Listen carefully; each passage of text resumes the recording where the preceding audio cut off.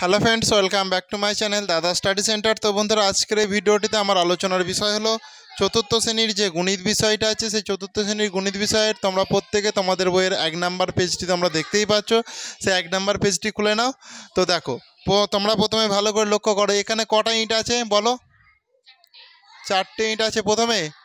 আচ্ছা, আমি আগে কালিটা নিয়ে নিই। হ্যাঁ, প্রথমে কটা ইঁট দেখতে পাচ্ছ? এখানে 4টে ইঁট। তাহলে দেখো, এই 1টা 2টো 3টে 4টে, কিন্তু দেখো এখানে একটা দেখতে পাচ্ছ, এই যে এই জায়গাটাতে আর এই জায়গাটাতে।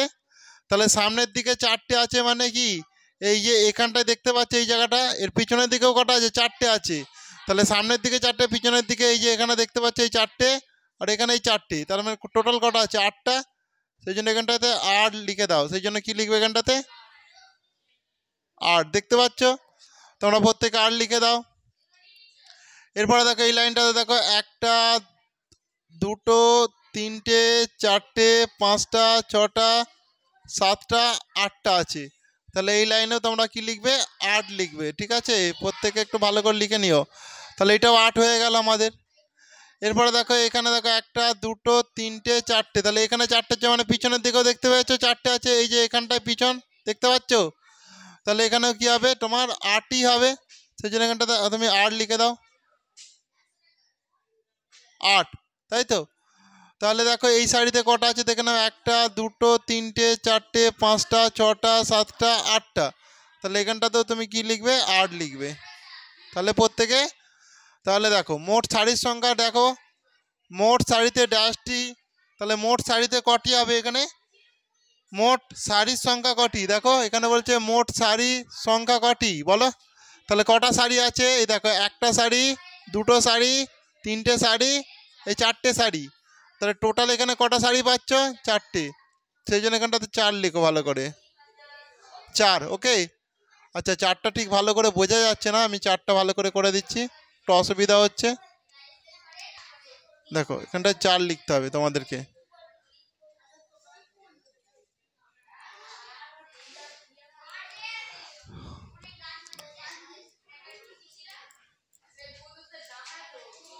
দেখতে পেয়েছো? তাহলে এখানটাতে আমি কি লিখবো? 4 লিখবো।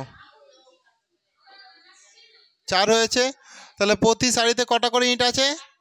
8টি করে ইঁট আছে। তাহলে এখানে দাঁড়াও, আর একটু এটা নিচে নামাই। তাহলে দেখো এখানে সারিতে মোট ইঁটের সংখ্যা কটা বলো? তাহলে প্রথমে দেখো 4টে সারি, প্রত্যেক সারিতে কটা করে ইঁট আছে? 8টা করে। তাহলে 4 আসতে কত? 4 আসতে কত বলে? 32। তাহলে 32টি ইঁট আছে। বুঝতে পেরেছো? তাহলে কারো কি অসুবিধা আছে এটা বুঝতে? কারো অসুবিধা নেই তো? আচ্ছা, আমি যে তোমাদের দেখো এইটা করিয়েছি, এই যে এটা করিয়েছি না, এটা যে করেছি, এটা করার দরকার নেই। ঠিক আছে, দেখো ওই জন্য মুছে দিলাম।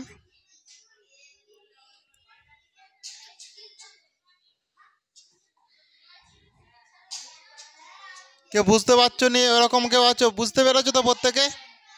চলো এরপরে দেখো ভালো করে। এরপরে এখানে দেখো যেটা আছে, বলেছে এখানটায় ভালো করে লেখো, আমি ফাঁকা জায়গায় ইট সাজাই ও ইট গুনি। তাহলে ফাঁকা জায়গায় আমাকে ইট সাজাতে বলেছে আর ইট গুনতে বলেছে। তাহলে এখানে দেখো ফাঁকা জায়গায় কটা ইট আছে? দেখো 1টা 2টো 3টে 4টে 5টা 6টা 7টা 8টা 9টা 10টা 11 12। তাহলে ওখানে 12টা আছে। দেখো এখানে দেখো ভালো করে, এখানে কটা আছে দেখো, 1টা 2টো 3টে 4টে 5টা 6টা 7টা 8টা 9টা 10টা 11টা 12টা। তাহলে এখানেও তো 12টা আছে। তাহলে এখানেও 12টা আছে, ওখানেও 12টা আছে। এরপরে দেখো এই পাতাটা মোটামুটি শেষ। এরপর আমি নেক্সট পেজের অঙ্ক করাবো, দাঁড়াও একটু দেখো ভালো করে।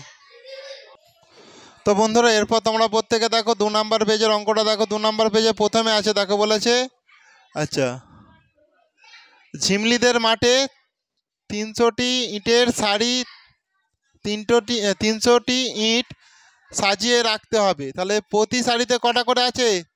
10টা করে ইট রাখলে, তাই তো? তাহলে দেখো এখানে ভাগ করেছে, দেখো এখানে 10 দিয়ে, এখানে দেখো 300 দিয়ে ভাগ করেছে। তাহলে দেখো এই যে 10, এই যে এখানে এই 10টা দেখতে পাচ্ছ, এই 10 3-এ দেখো, 10 3-এ কত হয়? দেখো 30। সেই জন্য এখানটা 30 করেছে। আবার দেখো এই দুটো শূন্য, এই শূন্যটা নামিয়েছে, এই শূন্যর জন্য দেখো শূন্য হলে তাহলে এই শূন্যটা নামাতে, তাহলে দেখো 10 শূন্যই, এখানে দেখো 10, এখানে দেখো যে শূন্য দিয়েছে, তাহলে 10 শূন্যই কত শূন্য হয়। আর এখানে দেখো সাইডে এগুলো করে দিয়েছে, বুঝতে পেরেছো? তাহলে এখানে দেখো আমরা কি করব, মোট সারিতে দেখো এখানে কি লিখেছে দেখো, তাহলে আমি কি করব 300 ভাজিতক করব, 300 ভাজিতক 10।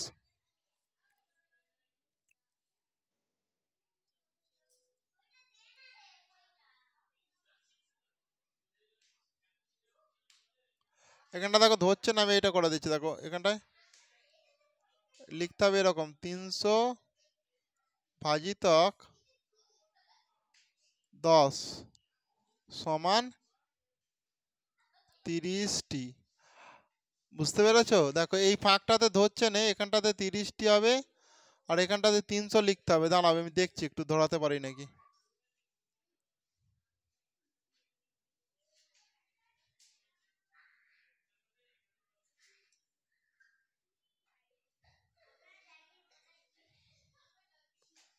দাঁড়াবে একটু, তাহলে এখানটা তোমাকে 300 লিখতে হবে মোট কথা, ঠিক আছে?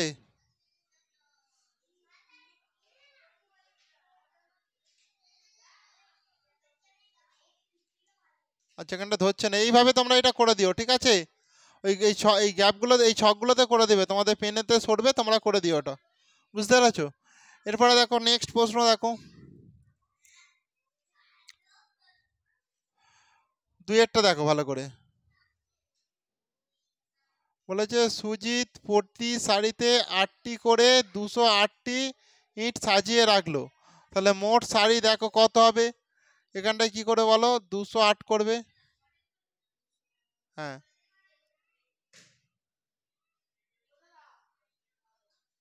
208, এখানটায় ভাজিতক চিহ্ন হবে,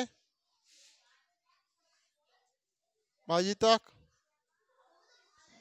আর এখানটায় 8 করে দেবে। তাহলে দেখো আমি কি করব, এখানটা দেখো 8 দিয়ে এইটার মতন করবো, যে আগেরটা দেখতে পেয়েছো এইটার মতন করব, বুঝতে পেরেছো? তাহলে এখানটাতে আমি 208 করলাম।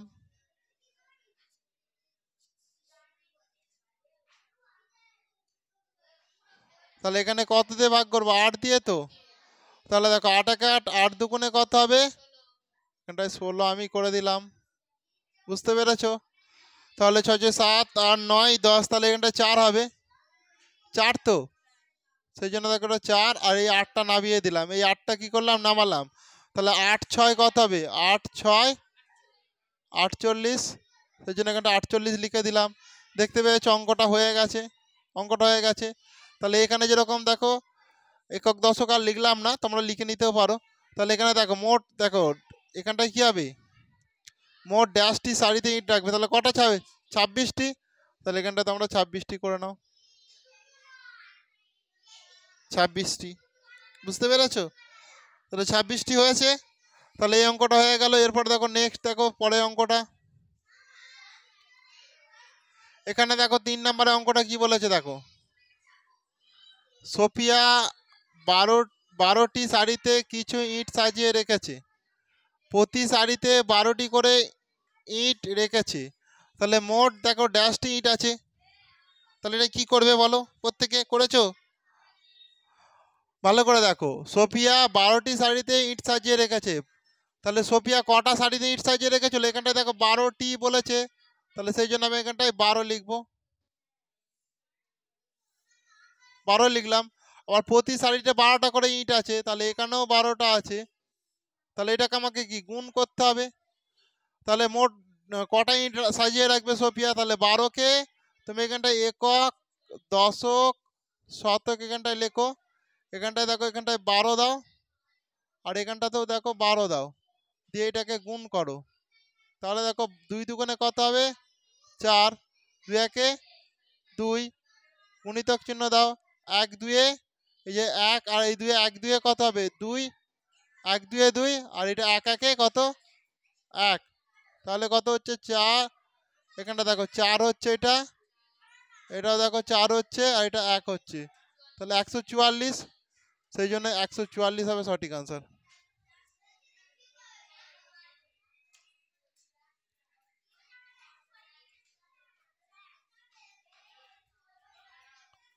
144, ঠিক আছে। তাহলে সোফিয়া মোট 100, হ্যাঁ 44টি ইট সাজিয়ে রেখেছে, বুঝতে পেরেছো?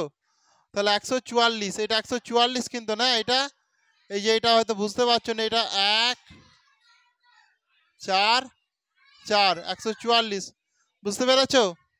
তো আমাদের কি একবার ঠিক করা যায় নাকি এটা ওইখানটাতে?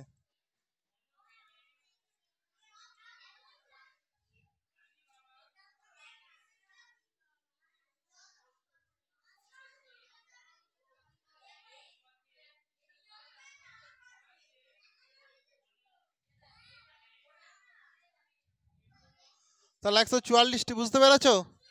অসুবিধা নেই তো? অসুবিধা নেই তো? তাহলে দেখো দেখো মোট ইট ড্যাশটি, তাহলে কটা? 144টি, এখানটা লিখে দাও, 144টাই লিখতে হবে এখানটাতে। তাহলে মোট ইট ড্যাশটি, আর প্রতি সারিতে ড্যাশটি। আচ্ছা এইটা হচ্ছে এই অঙ্কটা, একটু ভুল করলাম, এইটা হচ্ছে এই অঙ্কটা হবে, এই অঙ্কটা দেখো, এই অঙ্কটা দিয়েছে, ঠিক আছে। তাহলে আমি এরপর এই অঙ্কটা শুরু হয়ে যাচ্ছে, দেখো আজ আমি 20টি ইট নিজের মতন কয়েকটি শাড়িতে সাজাবো। তাহলে দেখো 1 2 3 4টে, তাহলে 4টে শাড়ি হলো। তাহলে মোট ইট ড্যাশটি, তাহলে মোট ইট কটা? 20টা। এখানে তো বলেই দিয়েছে মোট ইট, আজ আমি দেখো কটা ইট সাজাবো, এই 20টা, ঠিক আছে। তাহলে মোট ইট এখানটা লিখে দেবো 20টি,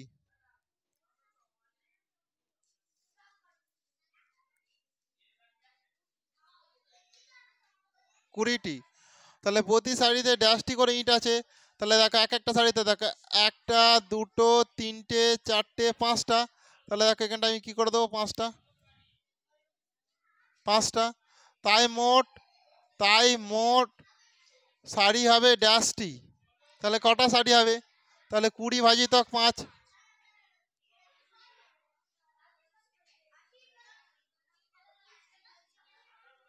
20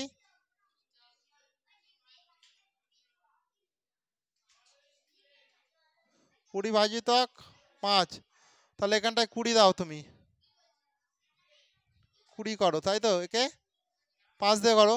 তাহলে দেখো 5 4 20, তাই তো। তাহলে এখানটায় কটা হবে?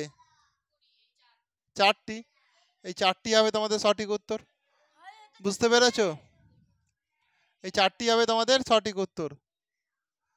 বুঝতে কি কার অসুবিধা আছে?